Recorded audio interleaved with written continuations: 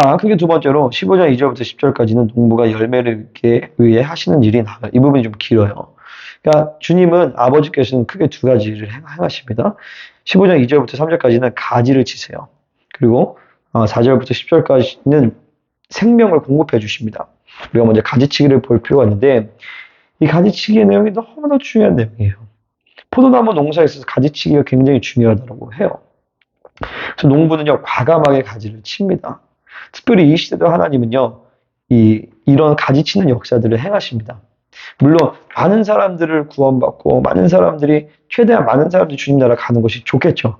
근데 이 마지막 때는요, 그냥 많은 사람들이 구원받고 그런 부분도 있지만 또한 동시에 그것보다도 정말 지극히 영광스러운 그런 교회, 그 영광의 분량, 거룩의 분량 하나님 중시하시기 때문에 그 주님의 재림의 때에 정말로 지혜롭고 거룩한 신부 공동체를 찾기를 원하십니다. 그래서 하나님께서는 과감하게 가지를 치시는 시즌인 것이요. 아멘입니까? 우리는 그 하나님의 역사들을 받아들일 필요가 있습니다. 15장 2절 3절의 내용을 자세히 보면 우리는 잘 모르겠지만 자세히 보면 세 가지 종류의 가지가 나와요. 하나는 뭐냐면은 열매를 맺지 아니하는 가지예요.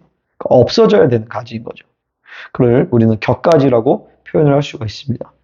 이 격가지는 아버지께서 그것을 제거해 버리신다고 해요. 그러니까 뭐냐면 교회 안에서도 공동체 안에서도 이 열매를 맺지 아니하는 가지는 어느 시간 되면 아버지께서 제거시킨다는 거예요.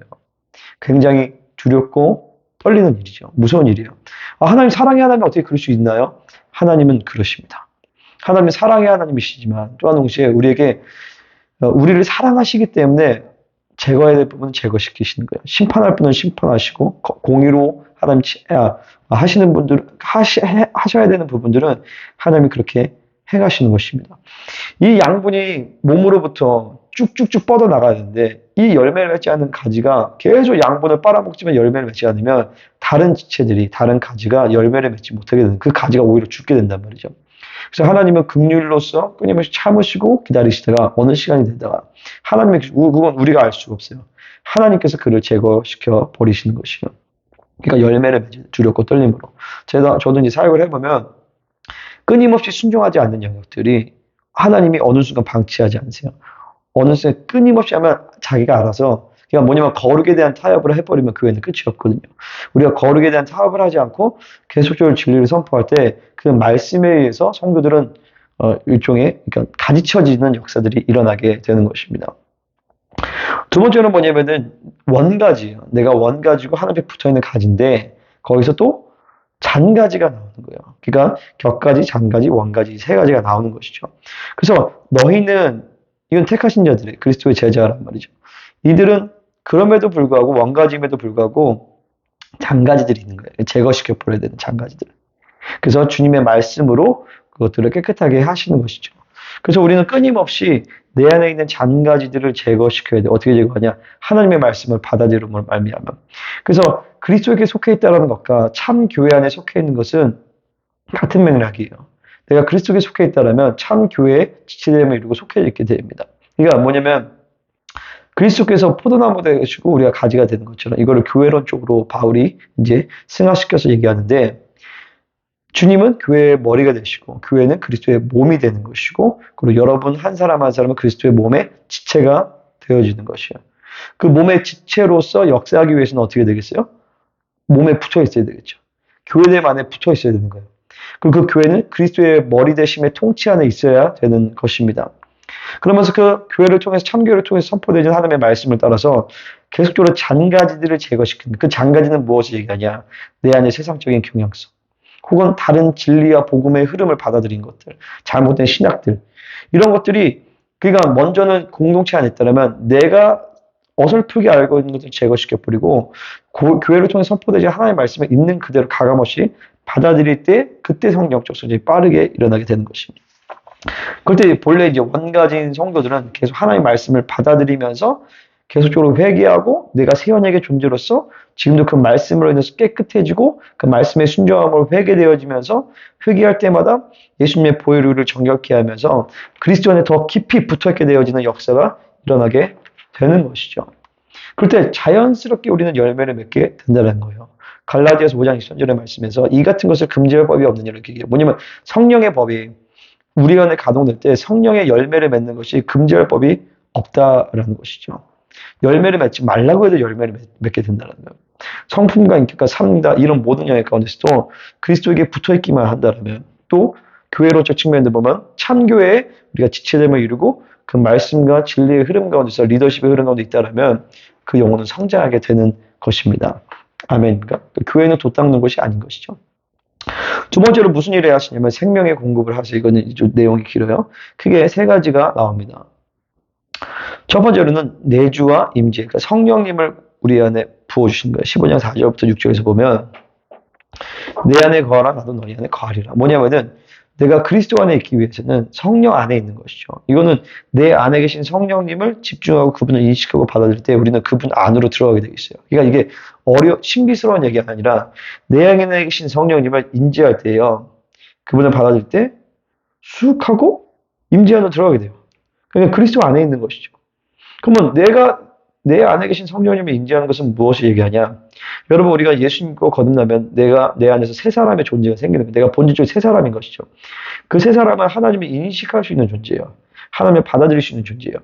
그럼 그 새 사람 가운데서 그 성령님을 인지하고 받아들일 때 나는 그리스도 안으로 가게 되고 내 안에 주신 성령님과 그리고 말씀과 예수님의 보혈이 우리 가운데서 운행이 되게 되는 것이에요. 예를 들어서 그런 거죠. 뭐냐면 하나님의 이스라엘 백성이 끊임없이 네가 애굽 땅 종되었던 집에서 내가 너를 인도하였다.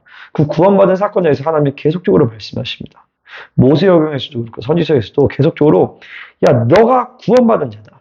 내가 이 애굽 땅에서 종되었던 자에서 내가 너를 구원하였다. 이스라엘 백성은 그것을 기억하고 믿음의 인식을 하고 있을 때에 그들은 하나님의 언약 백성으로서 계명을 순종하는 삶을 살 수가 있게 되는 거예요. 그것을 놓쳐버리면 구원의 감격을 상실해버리면 이스라엘 세상과 타협하게 되는 것이죠. 새 언약의 존재에 우리도 마찬가지예요.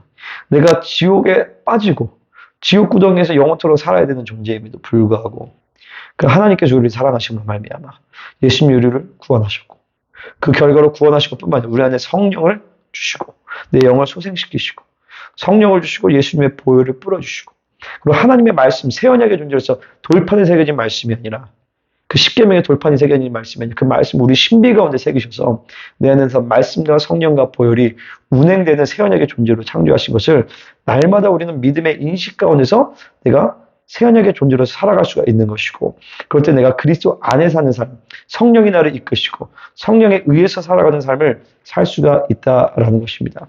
그런데 우리는 계속적으로 성령 안에서 붙어 있으면서 성령 안에서 너희가 내 안에 내가 너희 안에 내가 그리스도 안에 살면서 이제 많은 열매를 맺을 수 있게끔 주님이 인도해 가시는 거예요. 반대로 우리는 그 성령 안에서 벗어나면 너희가 나를 떠나서는 아무것도 할 수 없다라고 하시는 것이죠. 아멘. 15장 6절 사람이 내 안에 거하지 않으면 같이 밖에 벌어져 마르나니 사람들이 그것을 모두가 불에 던져 사르느니라.